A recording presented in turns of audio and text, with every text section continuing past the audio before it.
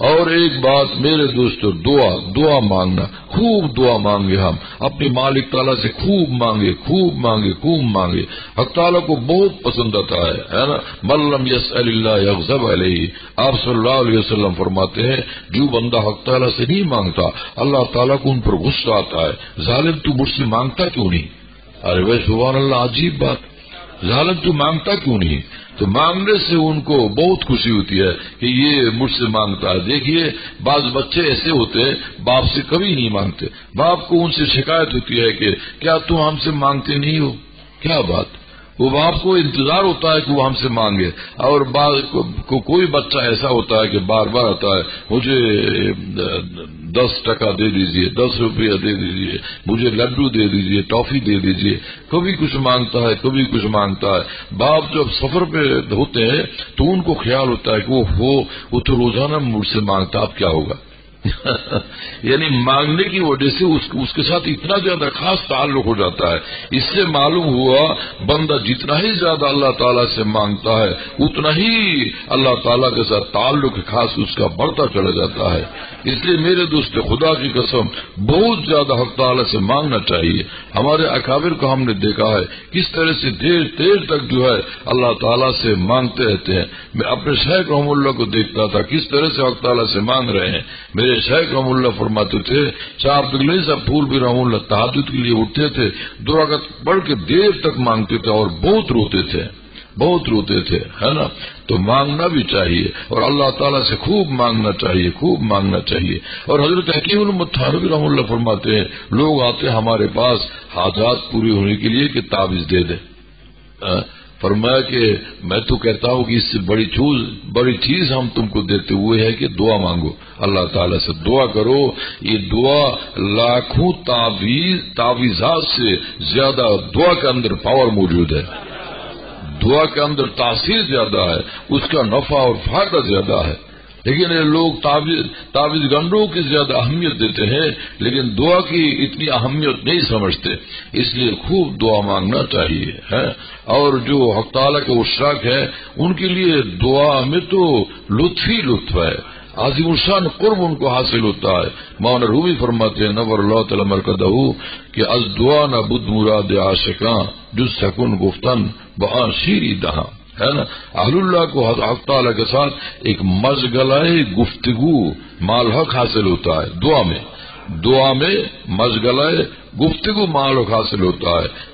دیر تک حق تعالیٰ کے ساتھ گفتگو کا ایک مشغلہ رہتا ہے. میرے محبوب سن لیجئے، مجھے تکلیف ہے ٹھیک ٹھاک کر دیجئے، مجھے یہاں آنکھوں کی تکلیف ہے اس کو آپ ٹھیک کر دیجئے، شفا عنایت فرما دیجئے. میرے دانتوں میں تکلیف ہے نا. اچھا یہ ایک بات رہ گئی یہ کہ میرے جوتے نہیں ہیں وہ خراب ہو گئے، مجھے جوتے بھی عنایت فرما دیجئے.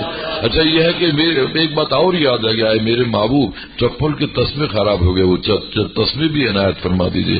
اچھا میرے محبوب آج جب میں نے دیکھا وہ میرے پاس صابن بھی نہیں ہے، اچھا صابن عنایت فرما دیجئے. اچھا تیل کی شیشی دیکھی تیل ختم ہو گیا، اے میرے محبوب تیل عنایت فرما دیجئے. اب یہ مسجد کے اندر آ کے اتنی باتیں کہاں یاد ہوں گی، اس کا بھی میں طریقہ بتاتا ہوں. جیسے ہی دیکھا کہ اب تیل ختم ہو گیا تو اسی جگہ چپ چاپ کہہ دیجئے، کسی کو سنانے کی کیا ضرورت ہے، چپ چاپ کہہ دیجئے کہ اے میرے محبوب تیل کی شیشی میں تیل نہیں ہے، مجھے تیل عنایت فرما دیجئے. اب بچوں نے بیٹے نے کہا کہ ابا پیسہ دے دیجئے، اس کے پاس پیسہ نہیں ہے. تو غم نہ کرنا، غم میں کیوں مبتلا ہوتے ہو، اسی وقت اپنے مالک کی طرف متوجہ ہو جانا کہ اللہ میرا بیٹا کہتا ہے کہ پیسہ دے دو، میرے پاس آپ کو پتا ہے کہ میرے پاس پیسے نہیں ہے، پیسے عنایت فرما دیجیے. ہے نا. چشمہ ٹوٹ گیا تو یہ دکان میں جانے سے پہلے کہنا کہ اللہ یہ چشمہ تو میرا ٹوٹ گیا، یہ دیکھ لیجئے اور چشمہ نیا ہمیں عطا فرما دیجیے. میں چاہتا یہ ہوں کہ خدا سے مانگنا کس طرح ہوتا ہے وہ سیکھ لیں ہم. بات سمجھ میں آئی کہ نہیں؟ ہاں کوئی بھی بات ہو، چھوٹی چھوٹی بات وہ بھی اپنی اللہ سے پیش کرے اور مانگتے رہے. حق تعالیٰ کو اس میں بہت خوشی ہوتی ہے اور اس بندہ ظالم پر بہت پیار آتا ہے. میرے کریم سے گر خطرہ کسی نے مانگا تو دریا بہا دیے ہیں، در بھی بہا دیے ہیں.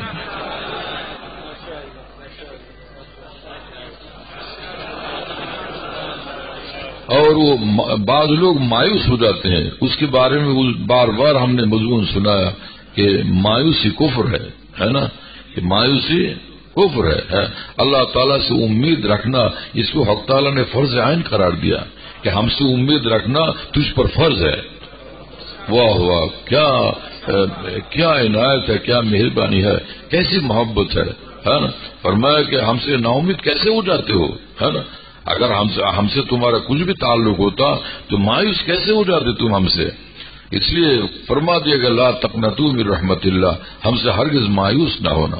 نا امید ہم مباش کے رندہ نے بادانوش ناگا بے خروش بمنزل رسیدان، اس لیے مایوس ہرگز نہیں ہونا چاہے کتنا ہی گندا ہو۔ بعض لوگ سمجھتے ہیں کہ بھئی اصل میں یہ لوگ ہمیں جو سمجھاتے ہیں نا خود نہیں سمجھتے کہ ہم کتنے گندے، کتنے لالے، کتنے مکار، کتنے بڑے داغا باز، دھوکے باز ہیں ہم، اور دنیا بھر کے کتنے گناہوں میں ہم جو ملوث ہو گئے نا، اس بات کا تو ان کو پتہ نہیں ہے۔ اسی لیے کہتے ہیں کہ مایوس نہ ہونا۔ اگر ہماری جیسی زندگی ان کی بھی ہوتی تو پھر اس طرح وہ بات ہی نہ کرتے۔ نعوذ باللہ تعالی من ذالک، خدا کی قسم ایسی باتیں یہ شیطان کے دھوکے ہیں، سب تلویس ابلیس ہے میرے دوستو، ہے نا۔ یہ ابلیس دھوکہ دے کر کے اس بندہ گناہ گار کو حق تعالیٰ سے دور کرنا چاہتا ہے۔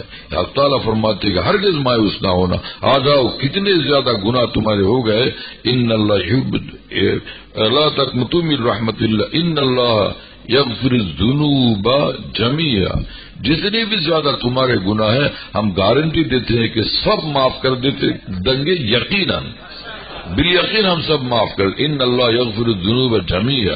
اب تم سمجھتے ہو کہ ہم تو بہت بڑے گناہ گار ہیں، تو حق تعالیٰ فرماتے انہ هو الغفور الرحیم، ہمیں معاف کرنے میں ہمیں خوشی ہوتی ہے کہ ظالم آیا تھا ہم نے اس کو معاف کر دیا، اس پر ہمیں خوشی ہوتی ہے۔ واہ بھائی سبحان اللہ۔